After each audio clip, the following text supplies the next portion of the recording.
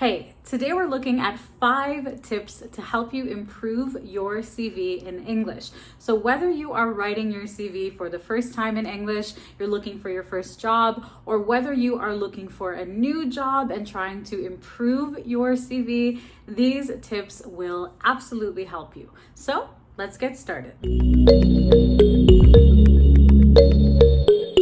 So the first tip is to focus on your achievements and the outcomes of what you did instead of just the tasks that you performed at work. So let's look at this example. Sold products to customers. Sold products to customers. A lot of times when writing a CV, people tend to just list the things that they did, like sold products to customers, okay? And this is just a task that anyone and everyone could do.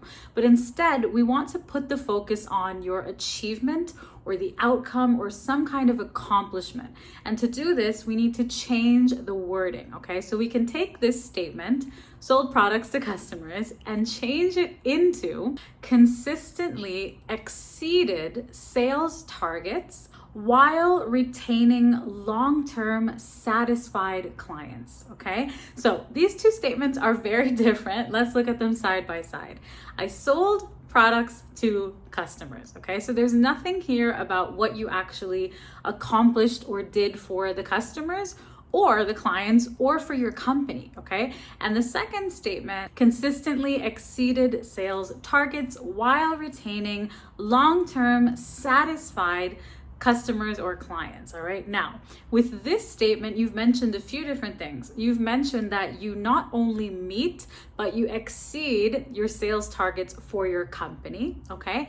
And you keep your customers or your clients satisfied. So you've mentioned 2 accomplishments here instead of just a task. So the very first thing, focus on your accomplishments, your achievements, what you have done for your company, for your customers, for your clients, instead of just your daily tasks that you performed.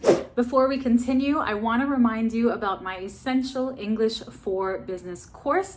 If you are trying to level up your business English communication skills, and specifically if you're trying to write your CV in English, I have an entire module that will help you write an amazing CV in English from start to finish. So you can check out the Essential English for Business course via the link below this video. The next thing is to customize the language that you use on your CV. Customize your language. This is very important.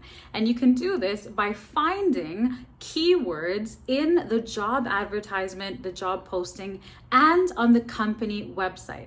And that way, your CV will specifically match the company and the job that you are applying for. You should adjust your CV every single time you send it out. Every job you apply for, you should use customized language.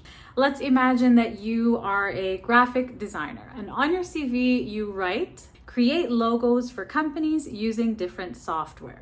Create logos for companies using different software. So imagine that this is what you write on your CV, okay? Now, let's customize this statement a little bit. Instead, we could say, conceptualize and design logos for startup companies or for startups using Adobe Illustrator and CorelDRAW. Okay, so look at this example again. Conceptualize and design logos for startups using Adobe Illustrator and CorelDRAW. So here we have used customized language because we have mentioned what type of companies we create logos for, and we have mentioned specific names of the software that we use. So maybe those programs were mentioned in the job posting and I took those directly from the job posting and put them into my CV. So this is how you customize your language. It's very, very important. Next, be specific. A lot of times I see very, very general and generic statements on people's CV. So instead of saying something like supervise employees or manage employees, these are very big general statements. Instead, you can be more specific. So instead, you could say manage scheduling, training, and daily operations for a team of 10 administrative staff, okay? Instead of manage employees or manage staff.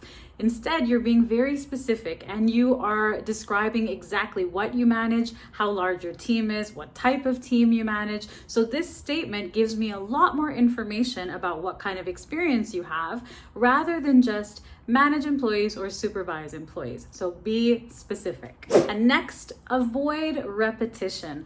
I've also seen a lot of people using the same words and the same phrases again and again and again because they're not really sure what to say instead. So if you write responsible for meeting sales targets, responsible for assisting customers, responsible for handling payments. You get the point. We're saying responsible for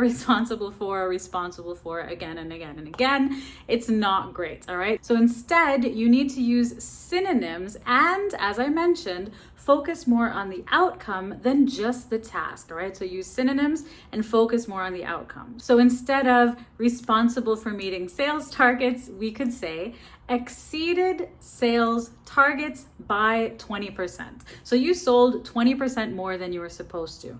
Okay, so I have changed the wording and focused on the outcome instead of just my daily tasks that I have to do. And finally, get rid of your mistakes. On your CV, you should not have any grammar mistakes, spelling mistakes, punctuation mistakes, formatting mistakes. So mistakes on your CV can be seen as unprofessional.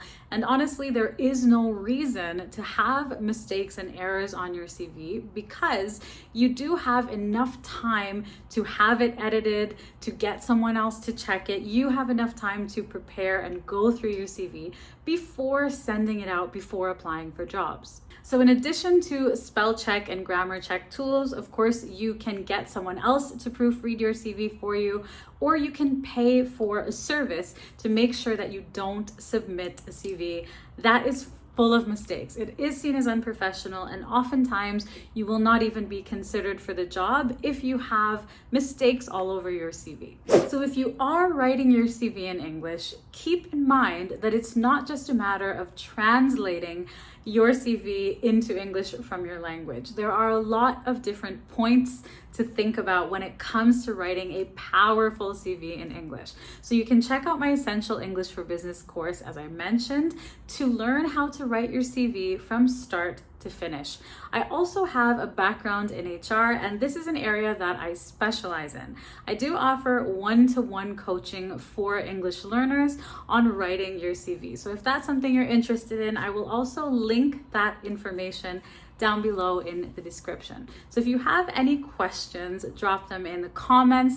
Thank you so much for watching and for learning with me today, and I'll see you very soon in another lesson.